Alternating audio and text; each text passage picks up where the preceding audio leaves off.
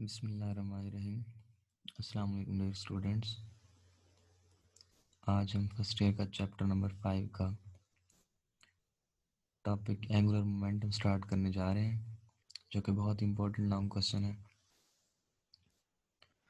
इसके डिस्कशन करने से पहले स्टूडेंट्स हम कुछ बेसिक कॉन्सेप्ट्स को डिस्कस करते हैं। सबसे पहले हम डिस्कस करते हैं कि अगर हम देखें जो चीज़ हमें पहले से पता है, जिनमें हमें पता है कि अगर हम लीनियर मोशन की बात करें तो हमारे पास ऑब्जेक्ट्स जब लीनियर मोशन में होते हैं तो उनका जो डिस्प्लेसमेंट है उसको हम डी से शो करते हैं, उसकी वेलोसिटी को वी से, एक्सेलरेशन को ए से और मोमेंटम को पी से।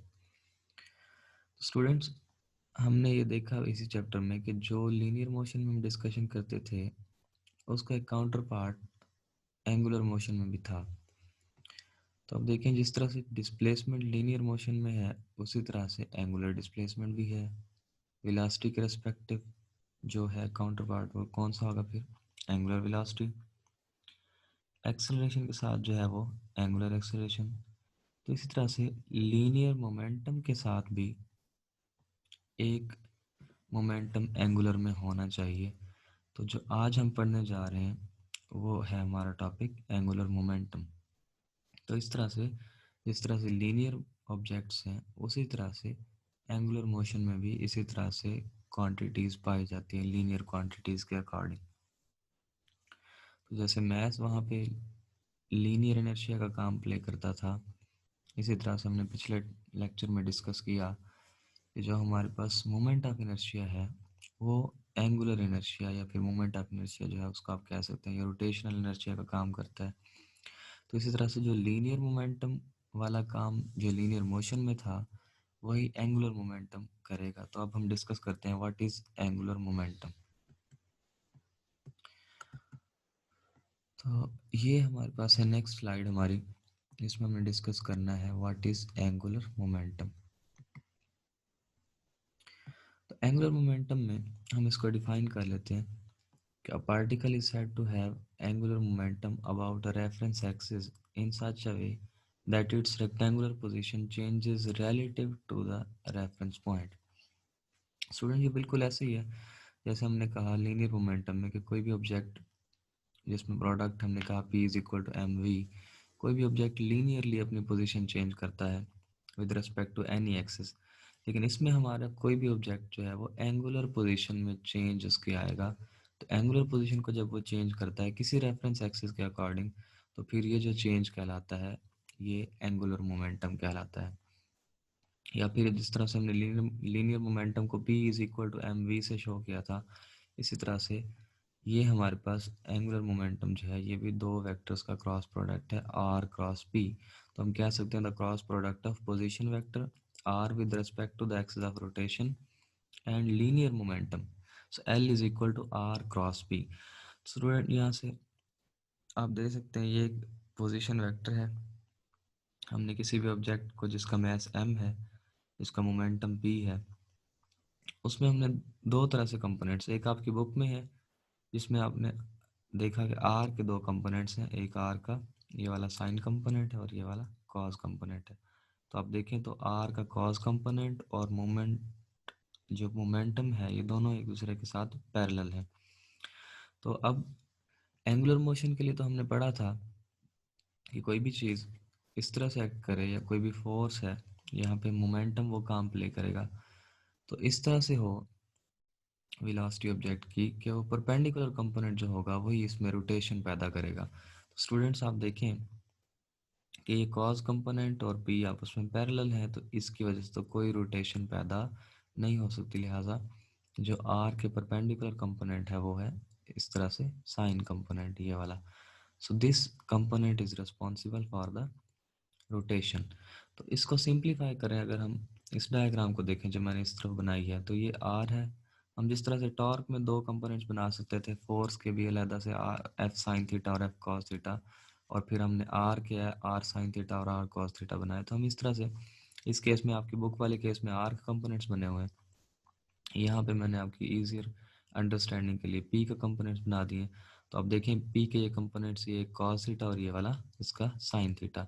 तो आप देखें तो साइन थीटा और आर जो है ये आपस में परपेंडिकुलर है, तो इस वजह से पी के साइन कंपोनेंट की वजह से रोटेशन पैदा होगी, जिसकी वजह से हमारे पास जो मोमेंटम आएगा हम कहेंगे कि वो एंगुलर मोमेंटम है। तो यहाँ पे इसकी मैथमेटिकल फॉर्म भी सॉल्व की है कि एल जो हमें मिलेगा वो क्या होगा, मैग्नीट्यूड ऑफ फर्स्ट वेक्टर जो हमारे पास आर है and the component of second vector in the direction of first vector, जो क्रॉस प्रोडक्ट की डेफिनेशन में भी आपने पढ़ा है। तो हम इसको लिख सकते हैं r p sine of theta. तो पी हमें पहले से पता है कि लीनियर मोमेंटम जो है p is equal to m v है, तो हम लिख सकते हैं इधर पी की जगह पे एम वी।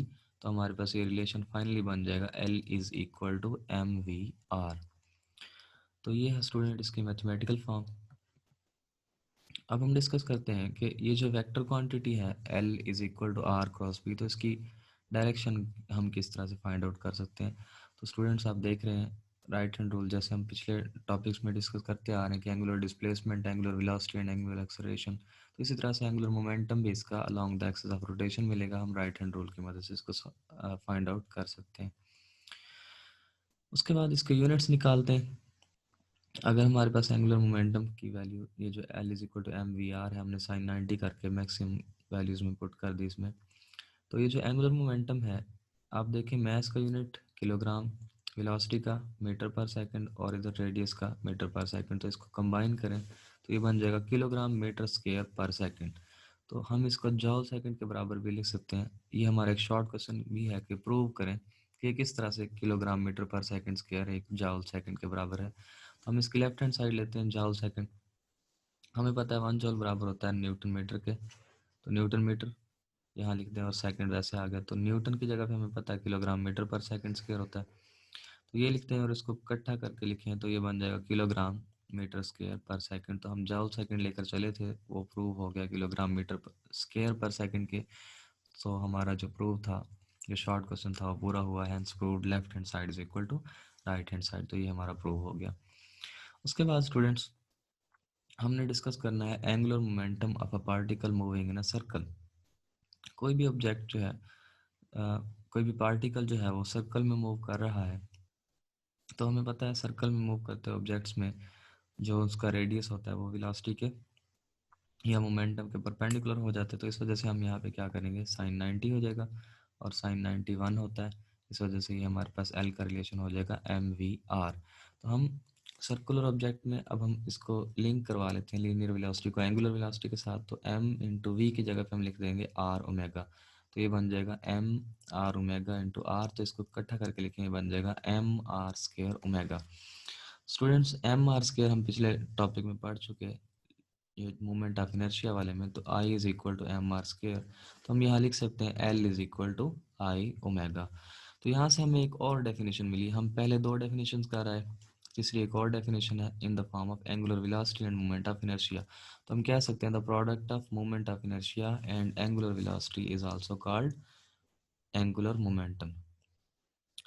अब स्टूडेंट्स हमने डिस्कस करना है angular momentum of a rigid body, कि अगर हमारे पास कोई भी रिजिड बॉडी है, इस तरह से ये शेप आपको नज़र आ रही है, इसमें मुख्तलिफ पॉइंट्स, हम जब भी रिजिड बॉडी को डिस्कस करते हैं तो वो रिजिड बॉडी जो है मुख्तलिफ पॉइंट्स का मजमूआ है, मुख्तलिफ पार्टिकल्स का मजमूआ है जो कि एक रिजिड बॉडी की सूरत में है।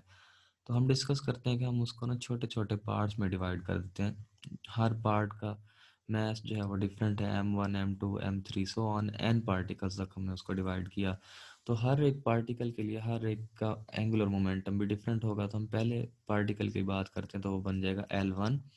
हमें पता है हम रिलेशन निकाल कर आए एम आर स्क्वायर ओमेगा का, तो इस तरह से हमारे सब्सक्रिप्ट भी चेंज होते रहेंगे। L1 is equal to M1 R1 square omega, L2 is equal to M2 R2 square omega and Ln is equal to Mn Rn square omega. Student यहाँ पे एक बात गौर करें, पिछले टॉपिक में भी ऐसा ही था जिसमें हमने कहा था कि एंगुलर एक्सेलरेशन जो है हम उसको चेंज नहीं कर रहे थे, टा is equal to I alpha वाले केस में। यहाँ पे भी हम ओमेगा को चेंज नहीं कर रहे, क्योंकि ओमेगा वो वेलोसिटी है, एंगुलर वेलोसिटी, जिससे ये पूरा रिजिड बॉडी मूव कर रहा है। तो इधर जो भी कोई पॉइंट होगा वो भी, अगर इस पॉइंट की बात करें, सपोज यहाँ एक पॉइंट है तो वो इस तरह से मूव करेगा, सपोज एक क्लोजेस्ट पॉइंट है यहाँ तो वो इस तरह से मूव करेगा।